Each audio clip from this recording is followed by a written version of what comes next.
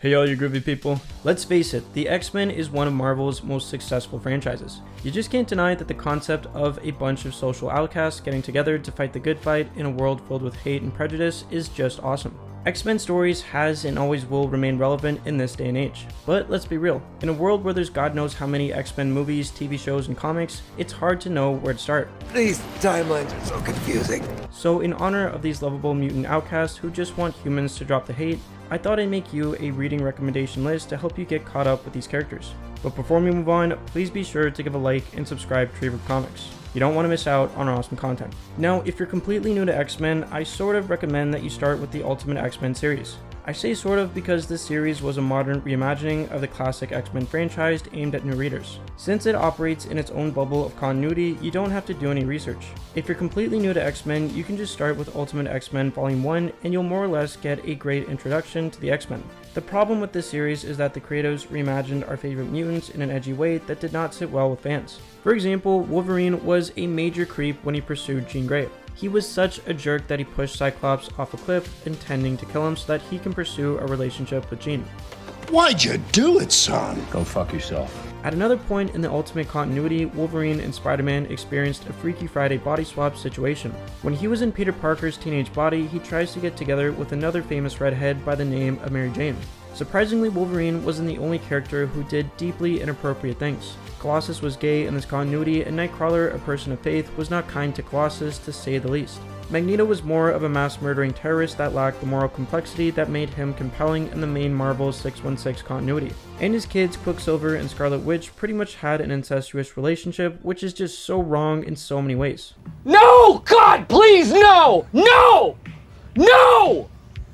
No! So on one hand, this is a great starting off point if you're new to the X-Men, but on the other hand, most characterizations were really off and edgy in really disturbing ways. If you're looking for something less edgy, another great starting point is X-Men Season 1. This story centers on Jean Grey, who arrives at Xavier's Institute reluctantly and narrates the events through her perspective. The graphic novel reimagines Xavier recruiting the core team, Cyclops, Beast, Angel, Iceman, and Jean as teenagers struggling with their powers, identity, and relationship. Fun fact, these 5 X-Men characters are the original X-Men First Class lineup in the comics. Even though I love the X-Men First Class movie, they didn't have a comic accurate lineup. Instead, their lineup consisted of Banshee, Havoc, Mystique, Magneto, Charles Xavier, and Beast. This graphic novel introduces key villains like Magneto, the Sentinels, and Unis the Untouchable while exploring themes of prejudice and teen angst in a modern context. This is a much more faithful adaptation to early X-Men canon and is a fantastic beginner-friendly entry point to new and curious readers. After you get caught up with the X-Men First Class roster, you should move on to the more recognizable roster that got introduced in Giant Size X-Men #1. I believe you can find this issue in Marvel Masterworks Volume 1. This issue revitalized the X-Men by introducing a brand new international team of mutants. The story starts off with Cyclops explaining that his original X-Men First Class team was sent to investigate a mutant signal on the island of Krakoa, but they were all captured or vanished when he was teleported back against his will. As a consequence, Xavier assembles a new strike force to rescue the captured X-Men. This is where Wolverine, Storm, Nightcrawler, Banshee, Thunderbird, and Sunfire were first introduced on the X-Men team. Storm, Colossus, Nightcrawler, and Thunderbird made their first appearance in this issue. Wolverine already made his first appearance as a villain in The Incredible Hulk issue 181. The new team ends up flying to Krakoa, facing various environmental dangers and creature attacks. The big twist is that Krakoa isn't just an island. It's a mutant creature that feeds on mutant energy. Krakoa lured the X-Men there to drain their power. It's a sentient ecosystem that can move, control weather, and spawn creatures. The team unites and use their combined mutant powers to launch Krakoa into space, removing the threat for a little while. Now that you're fully introduced to the X-Men, the next graphic novel you should read is God Loves, Man Kills by Chris Claremont. Out of all the X-Men stories that I've read, this has to be the most emotional and character-driven comics out there. This is a dark, allegorical, politically charged X-Men story about bigotry, religious extremism, and the fight for mutant equality. The story opens up with 2 young mutant children getting murdered by anti-mutant extremists called the Purifiers, led by the radical preacher Reverend William Stryker. This guy is so mental that after his wife gave birth to a mutant child, he got rid of the baby and convinced himself that it was the devil's doing. Reverend William Stryker is depicted as a charismatic televangelist who believes mutants are abominations. not God's children, but Satan's mistake.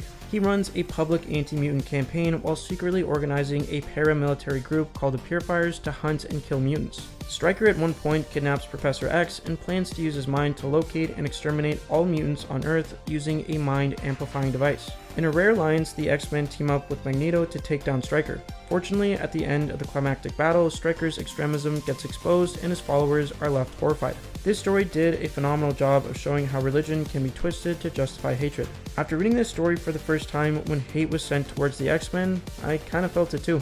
This story did a phenomenal job of getting us to empathize with the X-Men. Another fantastic read is X-Men Days of Future Past. I think it's safe to say that most of you have seen the X-Men Days of Future Past movie. The movie is different from the original graphic novel in really unique ways. In the graphic novel, there's a dark timeline where Sentinels have wiped out most mutants, as well as many superheroes. North America is under Sentinel control and mutants live in concentration camps. This dark timeline manifests after the US Senator Robert Kelly was assassinated by the Brotherhood of Evil Mutants led by Mystique.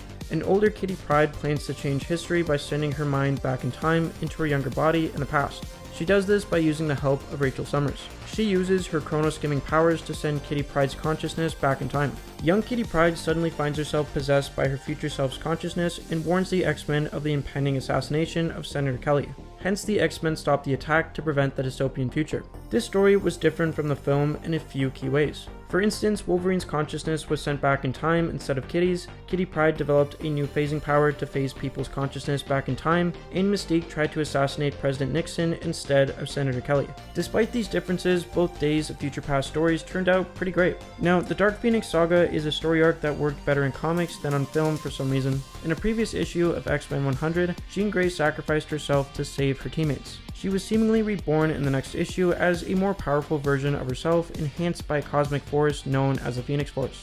At first, Jean is an ultra-powerful being helping the X-Men on multiple missions, but her power begins to grow exponentially and warps her psyche, especially after getting manipulated by the Hellfire Club. The abuse she suffered from the Hellfire Club causes her to snap, unlocking her full Phoenix potential, but now without any moral restraint. She immediately transforms into the Dark Phoenix, a cosmic-level being that destroys star systems, killing billions of lives unintentionally. She's such a threat to the universe that the Shi'ar Empire intervenes, deeming Jean too dangerous to live. The Shi'ar Empire and the X-Men fight to determine Jean's fate, but while they're fighting on the moon, Jean briefly regains control of herself. Realizing that she cannot control herself or the Phoenix Force, Jean chooses to sacrifice herself to protect the universe and her loved ones. This was a really interesting story, way ahead of its time. It explored how absolute power corrupts absolutely, the price of love, sacrifice, and free will, and this saga redefined the X-Men as a tragic, morally complex team moving away from traditional superhero fare. It's pretty crazy to think that Fox butchered that storyline not once but twice on the big screen. Now, I have a feeling that the MCU will adapt this storyline after Secret Wars to introduce the X-Men to the MCU. In the comics, Wanda Maximoff's Scarlet Witch suffers a mental breakdown caused by her powers spiraling out of control. Wanda reshapes the world to create a reality where mutants are the dominant species, and her family, the House of M, rules. In this new reality, many heroes' lives are drastically altered to fit this mutant-centric world, often reflecting their deepest desires. However, some characters become aware that the world isn't real and band together to restore the original timeline. The climax leads to Wanda uttering the iconic phrase, "No more mutants," which drastically reduces the mutant population worldwide. I have a feeling that Doctor Doom will manipulate Scarlet Witch in the MCU, and there will be a similar twist where she uses her reality warping powers to introduce mutants into the MCU. It'll be a nice twist on the House of M storyline. The next series I would recommend is the new X-Men by Grant Morrison. He revitalized the X-Men franchise with a bold, fresh vision. The series follows Professor Charles Xavier as he reboots his mutant school after a devastating attack by the villain Cassandra Nova, who nearly destroys the X-Men and the Xavier Institute. Morrison introduces radical changes such as the school moving to a new mansion, mutant powers evolving, and the suit and body growing more diverse and complex. The series explores themes of identity, power, and evolution after blending superhero action with philosophical and social commentary. This series introduced the concept of secondary mutations, expanding what mutant abilities can be.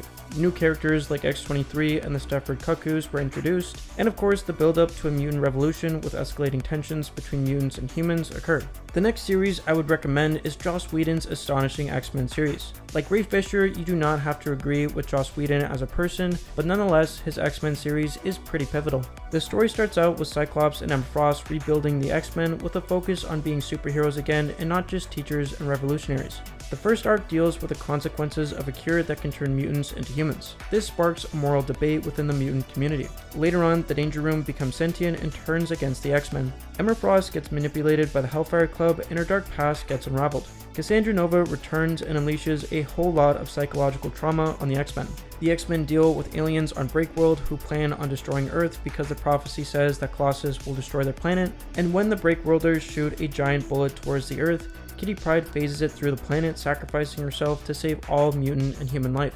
Yes, Joss Whedon had a major fall from grace, but nonetheless, his series put the X-Men through a plethora of trials and tribulations that were pretty memorable. Now, all of these reading recommendations will more or less get you ready for what's going on in current X-Men comics. The new era of X-Men pretty much starts with Jonathan Hickman's new series. In this new era, the X-Men, some controversial figures like Magneto, and pretty much all mutants who can get there are living on Krakoa, the living mutant island that first appeared in Giant Size X-Men #1. I guess Krakoa had a change of heart and stopped feeding off of mutants. Krakoa is a bit different from Genosha in the sense that Krakoa is not just a safe haven for mutants. The X-Men are trying to get Krakoa recognized as a sovereign state, hence there's a lot of political and diplomatic problems that the X-Men now have to deal with. Like a lot of governments that create top secret shadow entities, the X-Men created their own shadow entity known as the X-Force. They mostly dealt with missions that they wanted to keep out of the public's eye. Kitty Pryde now leads a team of mutant pirates with the purpose of saving vulnerable mutants and leading them back to Krakoa. This era of X-Men comics is really different, unique, and well thought out. The other thing that I thought was interesting was that they fully embraced the dying and resurrection trope. For instance, Charles Xavier and Kitty Pryde died only to be resurrected a couple of issues later. This series is overall pretty great, but there's lack of consequences since Marvel Comics doesn't want their classic heroes to stay dead for too long. And those of you who are into gaming already know this new era of X-Men comics had a big influence on the Marvel Rivals game. So it's pretty cool to see that recent comics have influenced gaming culture. So that's all folks, this is the reading recommendation list I would go for if you're completely new to X-Men.